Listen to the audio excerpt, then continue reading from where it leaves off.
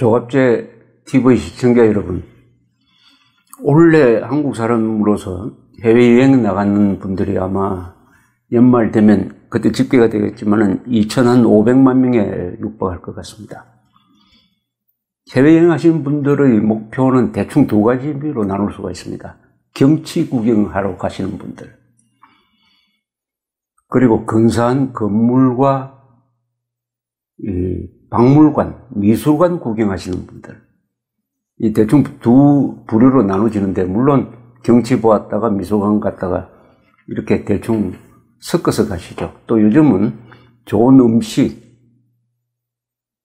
찾아가시는 분들, 뭐 와인 찾아가시는 분들, 이렇게 다양합니다만은 경치냐 성당이냐, 경치냐 성이냐, 뭐 이렇게 나누지 않을까 생각합니다.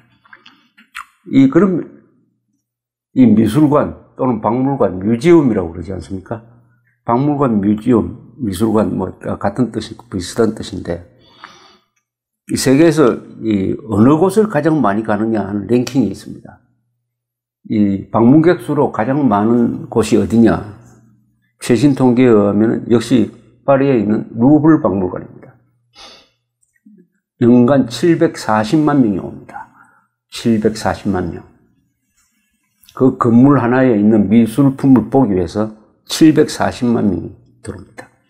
두 번째는 뉴욕에 있는 메트로폴리탄 뮤지엄 오브 아트입니다. MET, MET라고 하는데, 여기에 700만이 옵니다. 역시 뉴욕, 인구가 많은 뉴욕이 배경이니까요. 세 번째가 대형 박물관입니다. 642만 명. 그 다음이 네 번째가 되는데, 런던 국립미술관, 런던 내셔널 갤러리 626만 명. 그 다음이 바티칸, 로마에 있는 바티칸 뮤지엄입니다. 607만 명.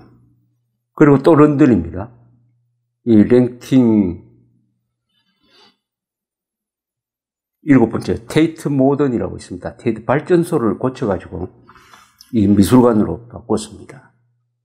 그 다음에 워싱턴에 있는 현대미술관이 있습니다. 내셔널 갤러리 오브 아트라고, 워싱턴 426만 명이 옵니다. 테이트 모던에는 연간 583만 명.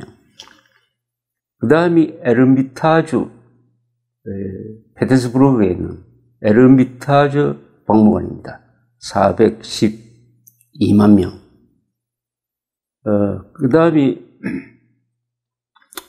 놀랍게도 마드리드에 있는 이 소피아 미술관이라고 있습니다. 소피아 미술관. 요게 랭킹 9위군요. 364만 명이 옵니다. 이 소피아 미술관에 이렇게 많이 오는 이유 중에 하나가, 여기가 게르니카가 있습니다. 피카소의 그림, 게르니카가 원래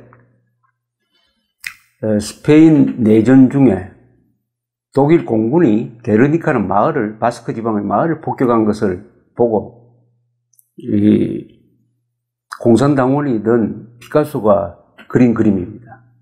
그것이 프랑코가 집권하니까 저 뉴욕으로 피난 갔다가 다시 돌아와서 여기 전시되고 있습니다. 그 다음에 또 런던에 있는 빅토리아 앤드 엘버트 뮤지엄이라고 있습니다. 여기 346만 명이 오고, 여기 이제 랭킹 10위입니다. 11위는 파리의 현대국립미술관, 12위는 마드리드에 있는 프라도 미술관 303만 명. 13등은 어디냐 하면은 역시 파리에 있는 올세 미술관이라고 있습니다. 연간 300만 명. 등등 뭐 이렇게 순서를 매길 수가 있는데, 특이한 것은 이 반고흐 뮤지엄입니다. 반고흐는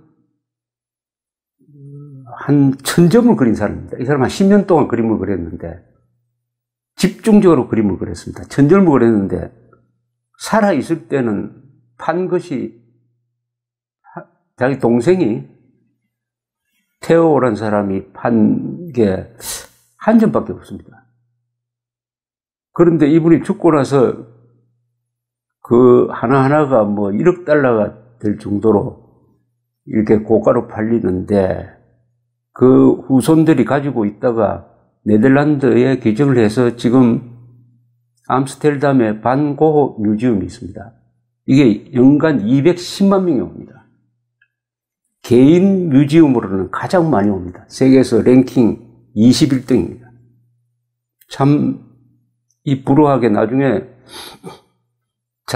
권총으로 자살한 반 고흐가 죽고 나서 이렇게 이게 수십억 달러 안 되겠습니까? 이 반 고흐가 그린 그림을 다 계산을 한다면은.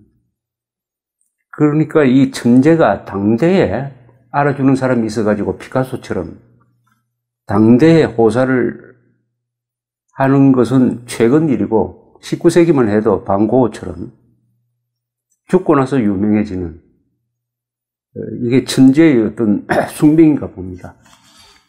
22등은 플로렌스에 있는 피렌체죠. 피렌체에 있는 우피지 미술관입니다. 우피지, 르네상스의 미술품이 여기 많이 모여 있죠. 그 다음에 로스앤젤레스에 가면 언덕 위에 폴 게티 뮤지엄이 있습니다. 미술관입니다. 157만 명이 오는데 이것은 27등입니다.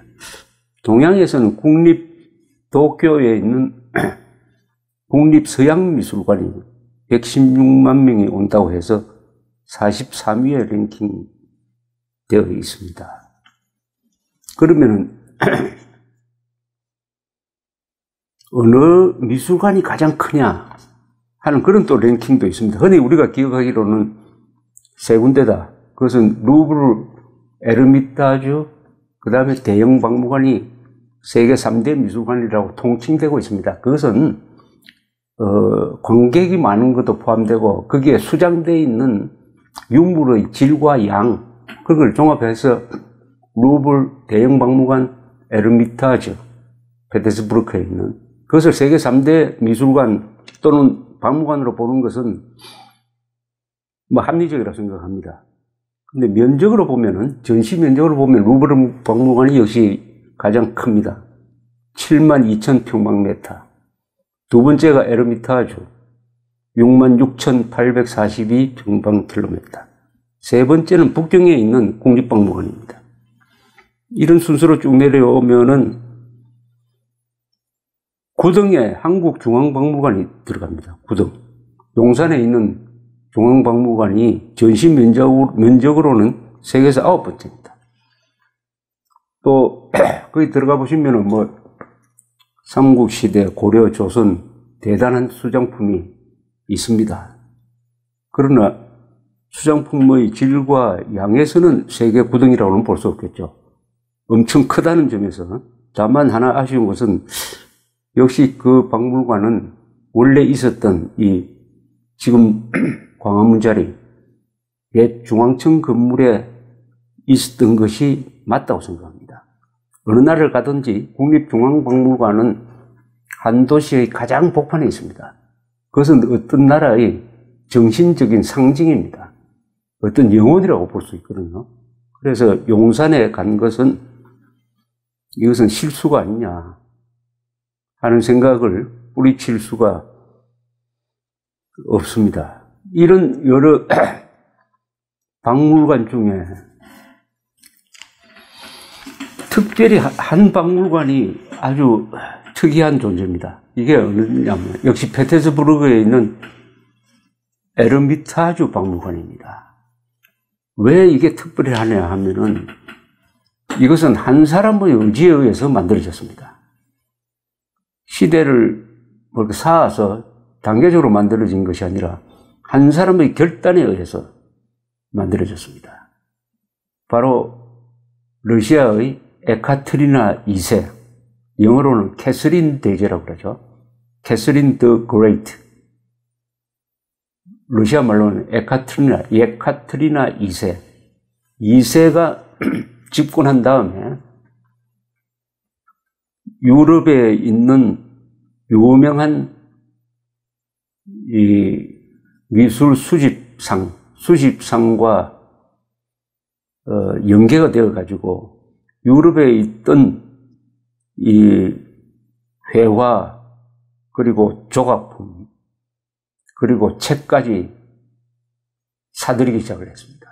그때 러시아는 국력이 한참 팽창하고 있을 때입니다. 그래서 현금이 많았어요.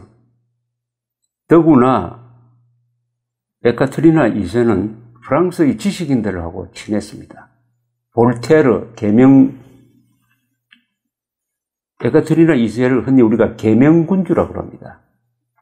인라이트먼트라고 그러죠. 계명군주. 독재자는 아닌데 개혁적인 군주라는 뜻입니다. 에카테리나 2세 같은 사람, 또 이분하고 같이 비슷한 시기에 프러시아의 프리드리히 2세 같은 사람, 또는 오스트리아의 마리아 테레사 같은 사람, 이런 분들을 계명군주라고 그러는데, 이 에카테리나 2세는 그 계명군주들의 하나의 우상이었던 프랑스의 볼테르와 친하고, 또 한편 백과사전파라는 학자들 그룹 중에서 디도르라는 분이 있었습니다. 디도르. 이분이 이 미술품을 수집하는데 자문을 해주고 소개를 해주었습니다. 그래서 독일, 프랑스, 영국, 유럽 곳곳에서 유명한 수집상들을 소개해서 그냥 배에 가득가득 실어가지고 페테스부르크로 옮겼습니다. 그 일을 몇십 년 동안 했습니다. 드디어 에르미타주 미술관이 만들어지는데, 이게 수장품으로는 약 300만 점이 있다고 합니다. 300만 점. 특히 회화의 양으로는 제일 많다고 합니다. 이 에르미타주는 겨울 궁전이라고 불렸던 이 로마노프 왕가의 궁전이었습니다. 방이 한 1000개쯤 됩니다. 1000개. 그것이 지금 미술관으로 바뀌었습니다. 이 에카테리나 2세는 독일 사람이었습니다. 독일 사람인데 피터 1세, 표트르 1세의 손자인 표트르 3세가 황태자를 할 때 시집을 온 사람입니다. 그런데 이 표트르 3세는 약간 정신이 오락가락하는 사람이었어요. 왕이 되었을 때, 즉위를 했을 때 외교 정책을 엉망진창으로 해가지고 7년 전쟁을 망쳤습니다. 7년 전쟁을 할 때 러시아, 오스트리아, 프랑스가 연합해가지고 프러시아를 코나로 몰았는데, 갑자기 이 표트르 3세가 코나로 몰린 프러시아와 강화를 하는 바람에 다 잡아놓았던 프리드리히 2세가 탈출로를 만들고, 그래서 이 전쟁이 아주 역전이 되어버렸습니다. 그 반발로 러시아 군인들이 이 꽁하고 있을 때 에카테리나 2세가 남편을 제거하는 쿠데타를 합니다. 그래야 해서 남편 대신에 자신이 황제가 되는 거죠. 독일 사람이 러시아에 와가지고. 근데 워낙 이분은 교양이 있고 인물도 출중하고 또 이 남성 편력이 대단한 사람이에요. 한 40년 집권할 때 공식적으로 애인이 12명이 있었다고 합니다. 그러나 그런 생활은, 공적인 생활에는 전혀 영향을 주지 않고 국토를 넓혀가지고 특히 흑해로 진출해가 터키를 몰아붙여서 러시아가 흑해 지역에 비로소 근거지를 두고 흑해 함대를 만들게 됩니다. 그 전쟁을 지휘한 사람이 포템킨이라는 사람인데, 이 포템킨 장군하고 에카테리나 2세는 연인 사이였습니다. 비밀 결혼했다는 설도 있습니다. 편지에 보면은 남편이라는 말도 나옵니다. 어쨌든 아주 인생도 즐기고 정치도 잘하고 무엇보다도 에르미타주 박물관, 미술관을 하나 남긴 사람으로서 기억됩니다. 그런데 페테스부르크에 가면은 에르미타주 미술관만큼 유명한 조각품이 하나 있습니다. 페테스부르크에 가면 꼭 이걸 보시게 되는데 피트 대제, 표트르 대제의 청동 기마상입니다. 이런 모습입니다.